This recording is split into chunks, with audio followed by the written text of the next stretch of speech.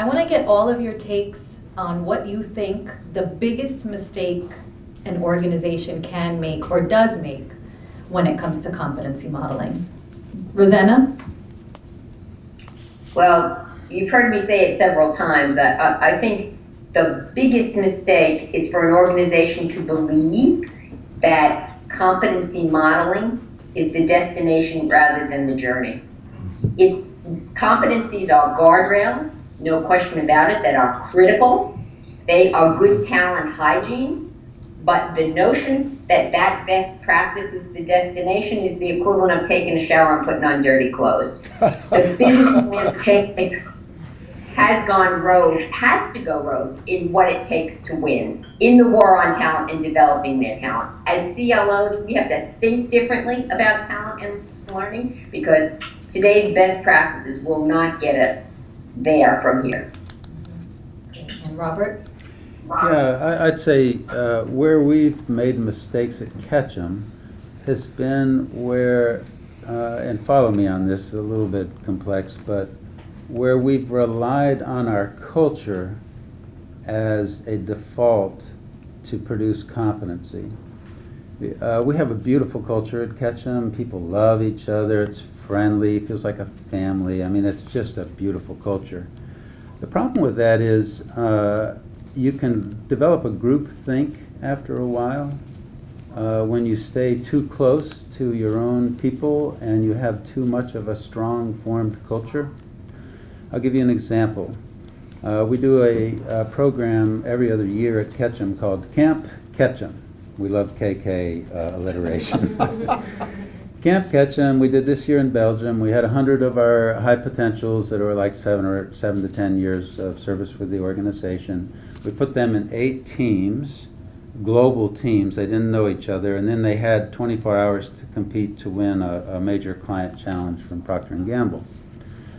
Now, 8 teams had 24 hours to perform. Most of them stayed up all night to develop a pitch to win this large, quite large client challenge.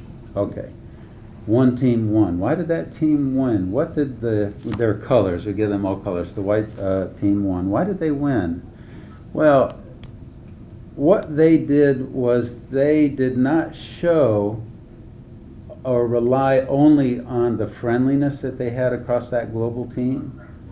They instead worked with a diversity of thought across that global team, and they came up with a much more creative campaign for the others. The others relied a little bit too much on the friendliness of the culture, and they had the other 7 teams had very similar ideas. It was like, yeah, okay, that's, pretty good ideas, but they weren't a breakthrough. So the mistake, from my perspective, is to rely only on a strong culture of similarity, because it leads too fast, inevitably, I would say, to groupthink. And instead to look at, let's have a warm, strong culture, but let's welcome and demand diversity.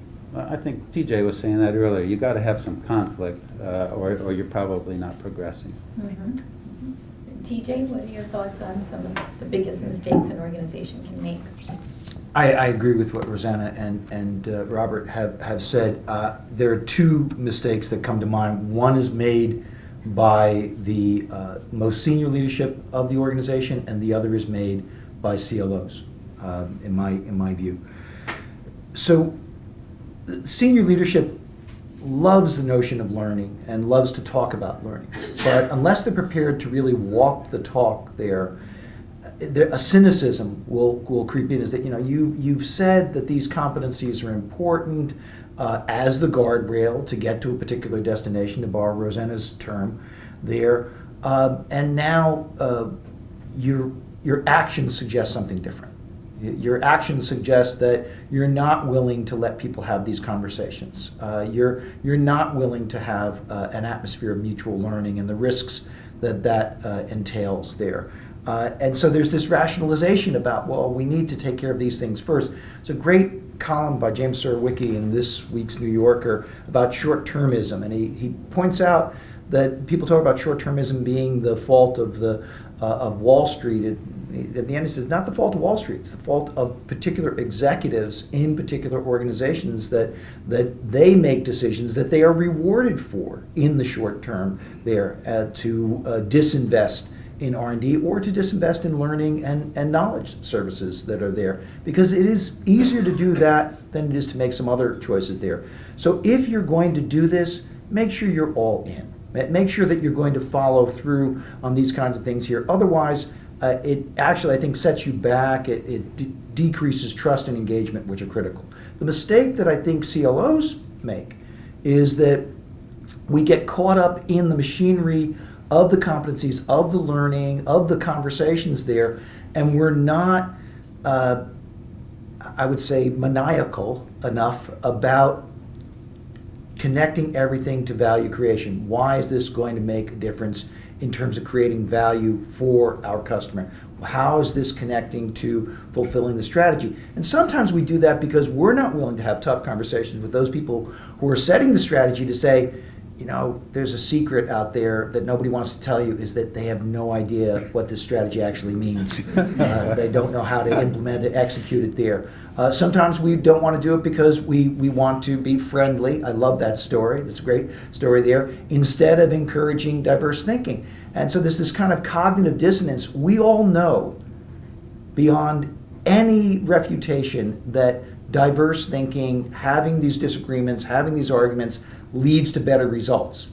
But in the moment, we choose to go to those kinds of behaviors that say, well, I won't mention what I think you're saying is crazy, and you don't mention what you think I'm saying is crazy there. So that's something that CLOs have to be willing to take on, in my experience.